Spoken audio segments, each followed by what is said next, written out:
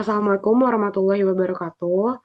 Kami dari kelompok satu dan di sini kami akan mempresentasikan studi kasus Total Quality Management (TQM) pada perusahaan Xerox. Sebelumnya perkenalkan, saya Risha Syahrani bersama dengan rekan saya ada Lulu Sibriah, Naura Jadwa, Muhammad Nabil, dan Clara Rahma. Boleh di next. Oke, baik. Di sini, pada tahun 1959, Xerox ini meluncurkan mesin fotokopi kertas biasa pertama di dunia. Sebelum ini, tidak ada yang namanya mesin fotokopi seperti yang kita kenal sekarang. Xerox benar-benar menciptakan industri baru dari nol. Dan hasilnya sangat luar biasa. Pendapatan mereka tumbuh sangat cepat, dari 33 juta dolar di tahun 1959 menjadi miliaran dolar di dekade-dekade berikutnya. Karena mereka satu-satunya pemain di industri ini, posisi mereka sangat kuat, tidak ada pesaing serius yang bisa mengancam. Akibatnya, kalau ada pemborosan atau investasi di dalam perusahaan, solusinya gampang, mereka tinggal menaikkan harga dan pelanggan tetap mau bayar karena tidak ada pilihan yang lain. Nah, tapi justru kenyamanan itu yang menjadi titik masalahnya. Karena terlalu percaya diri dengan posisi monopolinya, Xerox mulai tidak peduli dengan apa yang sebenarnya diinginkan oleh pelanggan. Mereka jalan di tempat, sementara dunia terus bergerak. Memasuki akhir tahun 1970-an, pesaing dari Jepang mulai masuk ke pasar, dan mereka datang dengan serius, menawarkan produk dengan harga lebih murah dan fitur yang tidak kalah bagus. Hasilnya bisa kita lihat, market share Xerox yang tadinya mendominasi pasar anjlok di bawah 50% pada tahun 1980. Keuntungan mereka juga merosot dengan drastis. Dari situlah manajemen Xerox mulai menyadari ini bukan masalah kecil yang bisa diselesaikan dengan strategi biasa, perlu ada perubahan yang jauh lebih besar. Nah, di sini saya akan menjelaskan mengenai strategi awalnya Xerox. Ketika ketika krisis mulai terasa, Xerox tidak tinggal diam. Mereka langsung bergerak dengan tiga strategi utama sebagai reaksi pertama mereka. Nah, mari kita lihat satu persatu. Yang pertama itu, strategi pertamanya adalah memperbaiki cara mereka mengembangkan produk. Sebelumnya, Xerox membuat produk berdasarkan apa yang bisa mereka buat. Sekarang, mereka mulai bertanya, apa yang sebenarnya dibutuhkan oleh pelanggan. Mereka mulai mengelompokkan pasar ke dalam segmen-segmen yang berbeda, lalu merancang produk sesuai kebutuhan masing-masing segmen. Keputusan-keputusan juga mulai bisa diambil lebih cepat di level bawah, tidak semua harus menunggu persetujuan dari atas. Lalu strategi yang kedua, Xerox mulai mengukur kepuasan pelanggan secara serius. Mereka membangun sebuah sistem yang disebut Customer Satisfaction atau disingkat dengan CSMS. Sistem ini mengumpulkan data langsung dari pelanggan, seberapa puas mereka, apa yang kurang, dan apa yang perlu diperbaiki. Ini adalah langkah maju yang baik karena sebelumnya Xerox tidak punya cara yang terstruktur untuk mendengarkan suara pelanggan. Dan strategi yang terakhir yaitu manajemen eksekutif memutuskan untuk fokus besar-besaran memotong biaya. Mereka menjadikan return on net asset atau ROA sebagai tolak ukur utama. Xerox merampingkan organisasi dan berhasil memangkas biaya hingga 600 juta dolar. Tapi disinilah masalah muncul. Fokus yang terlalu besar pada efisiensi biaya justru bertabrakan dengan upaya meningkatkan kepuasan pelanggan. Dua tujuan ini saling tarik-menarik. Dan kesimpulan yang paling penting adalah setelah semua strategi ini dijalankan, persaingan tetap meluas. Xerox akhirnya menyadari sesuatu yang lebih dalam, yaitu masalah mereka bukan soal biaya yang terlalu tinggi. Masalah sesungguhnya adalah cara Xerox berbisnis secara fundamental, yaitu budaya kerja mereka yang tidak berorientasi pada kualitas dan pelanggan. Dan yang selanjutnya ini adalah lahirnya leadership through quality atau LTQ. Dari kesadaran itu lahir sebuah program besar yang benar-benar mengubah Xerox dari dalam. Apa sebenarnya LTQ itu? LTQ adalah sebuah proses yang dirancang untuk mengubah secara mendasar semua cara dan praktik manajemen di Xerox, bukan hanya satu bagian perusahaan, bukan hanya satu kebijakan, tapi seluruh cara perusahaan ini beroperasi sehari-hari. Program ini dibuat oleh David Tekens waktu itu beliau adalah wakil presiden senior Xerox. Yang menarik, Xerox punya definisi kualitas yang sangat sederhana tapi kuat, yaitu memenuhi kebutuhan pelanggan. Dan hasilnya mulai terasa pada tahun 1987, kepuasan pelanggan resmi dinobatkan sebagai prioritas nomor satu perusahaan. Di sini ada 4 common goals. Yang pertama itu ada customer goals, yaitu menjadi organisasi yang disukai pelanggan untuk diajak berbisnis. Lalu ada employee goals, menciptakan lingkungan kerja di mana karyawan merasa bangga dan bertanggung jawab atas keberhasilan perusahaan. Dan ada business goal, yaitu meningkatkan profit dan kehadiran pasar lebih cepat dari pertumbuhan pasar itu sendiri. Dan yang terakhir ada process goal, yaitu menerapkan prinsip-prinsip LTQ di seluruh proses dan kegiatan Xerox tanpa terkecuali. Eh, Next.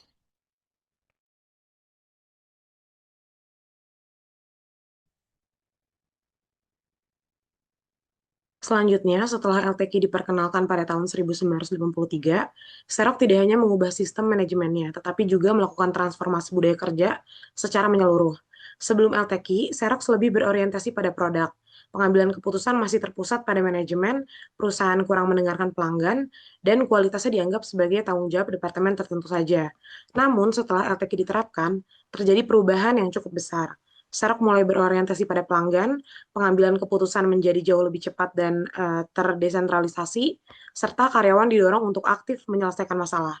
Selain itu, perbaikan berkelanjutan menjadi budaya perusahaan dan kerja sama lintas fungsi semakin kuat.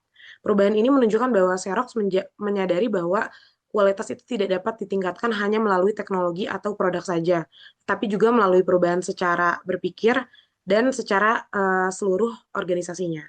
Next.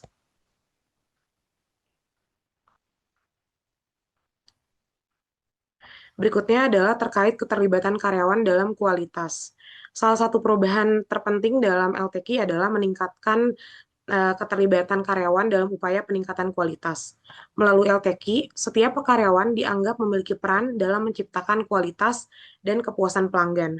Karyawan tidak hanya menjalankan tugas rutin, tetapi juga terlibat dalam mengidentifikasi kebutuhan pelanggan, mengikuti tim perbaikan kualitas, lalu menggunakan metode problem solving process, dan memberikan ide terkait perbaikan serta membantu menyelesaikan masalah pelanggan. Untuk mendukung hal tersebut, Xerox menerapkan konsep yang dinamakan partnership dan empowerment, yaitu memberikan wewenang kepada karyawan untuk mengambil keputusan di tingkat operasional. Dengan cara ini, respon terhadap kebutuhan pelanggan menjadi lebih cepat dan juga efektif. Melalui pendekatan ini, karyawan tidak lagi hanya berperan sebagai pelaksana dalam pekerjaan ataupun organisasi, tetapi juga sebagai bagian penting dalam proses peningkatan kualitas pada perusahaan Xerox. Next.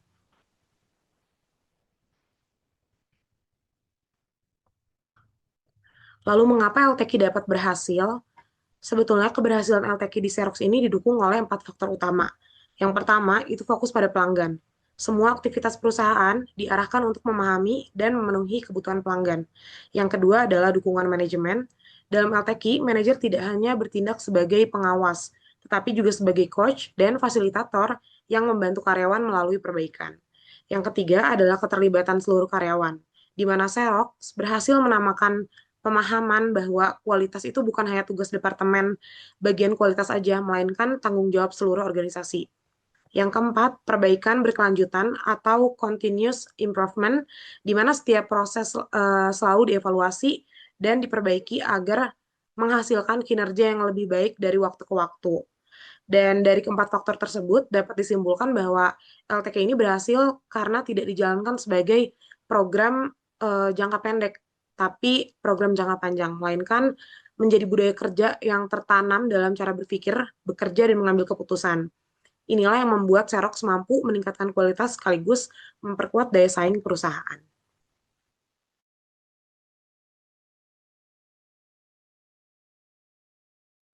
Oke, pada selanjutnya di sini ada mengenai tentang quality improvement process atau QIP. Nah, ini Xerox menggunakan QIP ini sebagai metode utama dalam meningkatkan kualitas.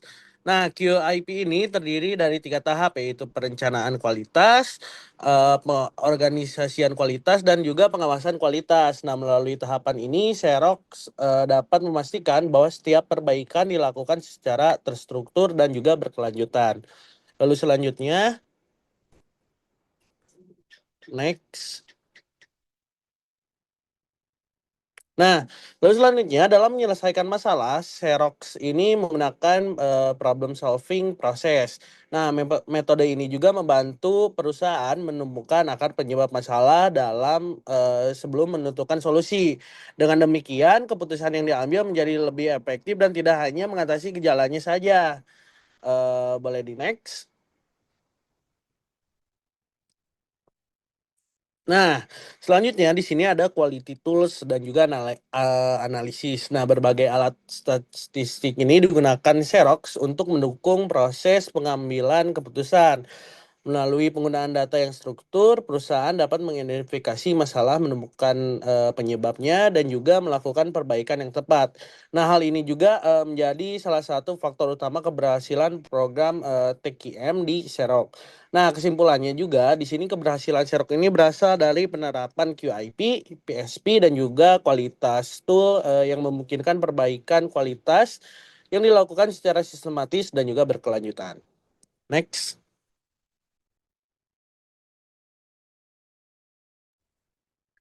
Selanjutnya, mengenai benchmarking, langkah penting yang dilakukan Xerox dalam upaya memperbaiki kinerja perusahaan dan meningkatkan daya saing. Pada tahun 1970, Xerox kehilangan daya saing akibat munculnya kompetitor Jepang yang mampu menawarkan produk berkualitas tinggi dengan biaya lebih rendah dan proses yang lebih efisien. Kondisi ini membuat Xerox menyadari bahwa perusahaan perlu melakukan perubahan untuk dapat bersaing kembali di pasar. Untuk mengetahui penyebab ketertinggalannya, Xerox meningkatkan dan menerapkan benchmarking, yaitu membandingkan kinerja dan proses bisnisnya dengan perusahaan terbaik. Dari hasil perbandingan tersebut, Xerox menemukan bahwa beberapa proses internal membutuhkan tenaga kerja dan waktu hingga 2 kali lebih besar dibanding kompetitor. Tahapan benchmarking Xerox itu ada 4, yaitu yang pertama ada planning. Xerox mengidentifikasi proses yang perlu diperbaiki. Yang kedua ada analisis, yaitu perbandingan dilakukan antara kinerja Xerox dan perusahaan acuan untuk mengetahui kesenjangan kinerja. Yang ketiga ada integration. Hasil benchmarking dijadikan dasar dalam menerapkan target, standar kerja, dan strategi perbaikan yang sesuai dengan praktik terbaik. Yang keempat ada action. Perubahan dan perbaikan proses diimplementasikan ke dalam sistem kerja perusahaan serta dievaluasi secara berkelanjutan untuk memastikan peningkatan kinerja. Jadi benchmarking itu menjadi titik awal transformasi Xerox dalam meningkatkan efisien operasional, memperbaiki proses bisnis, dan memperkuat fokus perusahaan terhadap kebutuhan pelanggan. Next. Sebagai tindak lanjutnya, itu Xerox mengembangkan 2 sistem penting, yaitu ada PDP dan CDP. PDP itu Product Delivery Process dan CDP itu Customer Delivery Process. PDP dikembangkan untuk mengintegrasikan berbagai fungsi perusahaan dalam proses pengembangan produk. Melalui sistem ini, setiap bagian dapat bekerja secara lebih terkoordinasi sehingga kualitas produk meningkat, biaya lebih efisien, dan proses pengembangan dapat dilakukan lebih cepat. Sementara CDP berfokus pada bagaimana produk dan layanan dapat diberikan kepada pelanggan sesuai dengan kebutuhan dan harapan mereka. Jadi, PDP itu berfokus pada perbaikan proses pengembangan produk, sedangkan CDP memastikan bahwa produk dan layanan yang dihasilkan mampu memberikan nilai serta kepuasan kepada pelanggan. Next.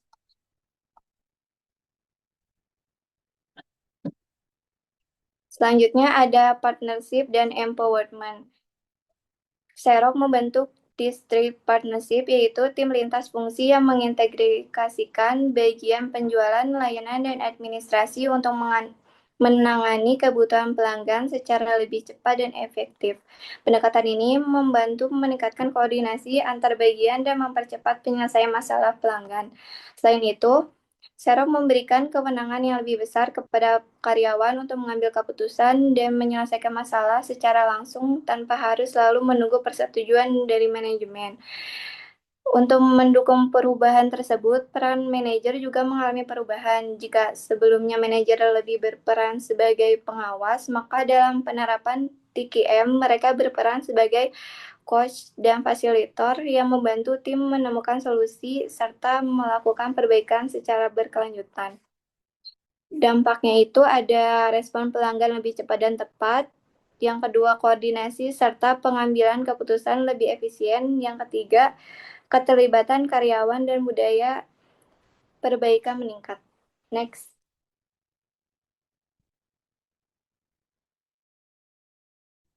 Selanjutnya itu ada customer satisfaction. Jadi Kerok ini menggunakan sistem yang bernama Customer Satisfaction Measure System atau CSMS untuk mengukur tingkat kepuasan pelanggan. Jadi sistem ini tuh dilakukan melalui survei pelanggan dengan pelayanan utama, dengan pernyataan utama, based on your experience, how satisfied are you with Kerok? Jadi melalui CSM ini, Kerok dapat mengetahui bagaimana pengalaman pelanggan terhadap kualitas layanan dan produk yang diberikan. Sistem ini menjadi alat penting dalam mengevaluasi kualitas pelayanan perusahaan secara berkala. Selanjutnya itu ada survei pelanggan dan sistem KERES. Jadi untuk memahami kebutuhan pelanggan secara lebih mendalam, tim Herokers ini membuat survei as the customer eh,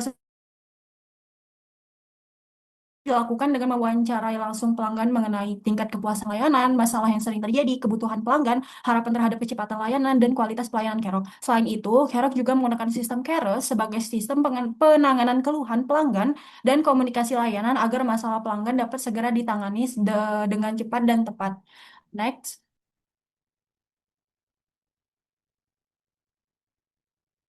Uh, jadi studi kasus high rockers. Jadi high rockers ini tuh merupakan kelompok kerja layanan Kerok yang bertugas menangani mesin duplikasi dan printing sistem di wilayah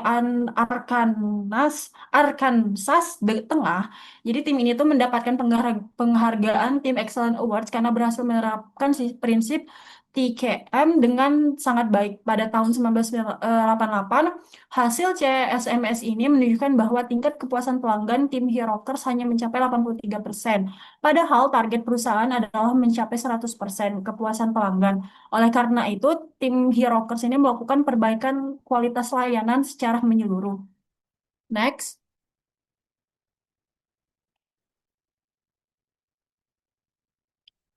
Nah, jadi masalah utama pelanggannya itu yang pertama ada respon layanan yang terlalu lambat. Jadi pelanggan harus menunggu lama ketika mesin mengalami kerusakan dan hal ini tuh merupakan keluhan utama yang ditemukan dalam survei pelanggan itu. Yang kedua adalah perawatan setelah jam kerja yang optimal. Jadi pelanggan membutuhkan dukungan di luar jam kerja yang tapi layanan belum sepenuhnya memenuhi kebutuhan tersebut. Yang ketiga, komunikasi antar teknisi yang kurang baik. Jadi teknisi ini tidak selalu berkoordinasi dengan baik saat membutuhkan bantuan atau saat menangani layanan sekaligus. Yang terakhir itu adalah mesin dengan masalah kecil diprioritaskan dibanding mesin yang benar-benar rusak. Jadi sebelum ada sistem prioritas, penjadwalan layanan tidak berdasarkan tingkat arah kerusakannya. Yang berakibat itu adalah mesin yang mati total terkadang harus menunggu lebih lama daripada mesin yang hanya mengalami gangguan yang ringan. Next.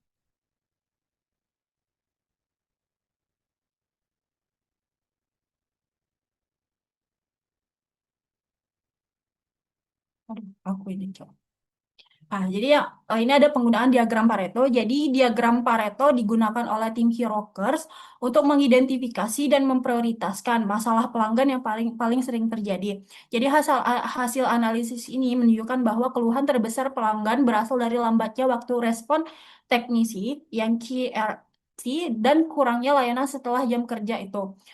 Dengan berfokus pada perbaikan dua masalah tersebut, Kerok mampu menggunakan sumber daya secara lebih efektif, meningkatkan kualitas layanan, serta mendorong kenaikan tingkat kepuasan pelanggan dari 83% hingga hampir 100%.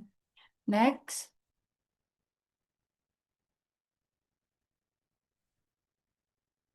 Nah, jadi ini ada sistem layanan prioritas. Jadi setelah tadi yang masalah yang pertama, itu ada tim kayak Hirokers ini tuh melakukan sistem prioritasnya. Jadi eh, untuk mengatasi masalah-masalah rendahnya kepuasan pelanggan tersebut. Dari survei pelanggan, mereka dapat menemukan bahwa kebutuhan utama pelanggan adalah respon layanan yang yang kurang cepat ketika mengalami mesin gangguan. Itu ada 3 prioritas. Jadi prioritas yang pertama itu adalah mesin mengalami kerusakan total atau tidak bisa digunakan dengan respon dan harus mendapatkan kurang dari 2 jam respon menjadi prioritas tertinggi karena langsung memberikan aktivitas pelanggan. Prioritas kedua itu mesin masih beroperasi tapi mengalami gangguan sebagian, misalnya per jam sekali. Itu memerlukan respon dari kurang 4 jam. Terus ya, prioritas yang ketiga itu adalah masalah yang ringan dan tidak mengganggu fungsi utama mesin, misalnya suara berjenyit atau gangguan minor itu memerlukan respon kurang dari 8 jam. Dengan sistem ini, teknisi dapat memprioritaskan pelanggan yang benar-benar membutuhkan bantuan yang mendesak. Sebelumnya, Kerok itu menjadwalkan layanan kerusakan yang ditangani lebih dahulu daripada mesin yang mati total.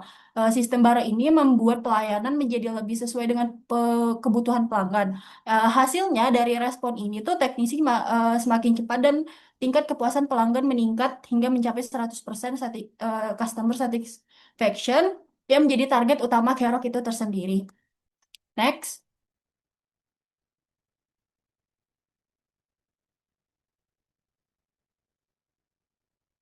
Next. Aduh.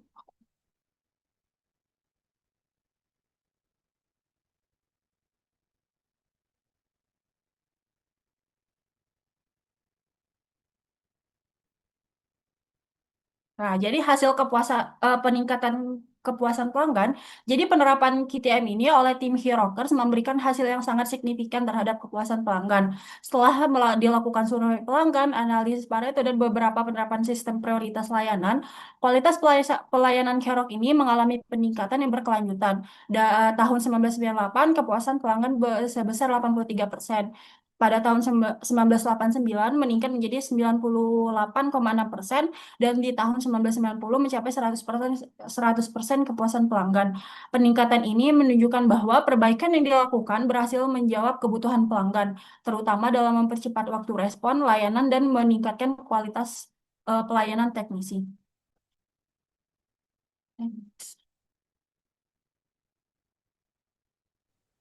Baik, kurang lebih sekian penjelasan terkait studi kasus perusahaan Xerox yang dijelaskan oleh kelompok 1. Kurang lebihnya mohon maaf.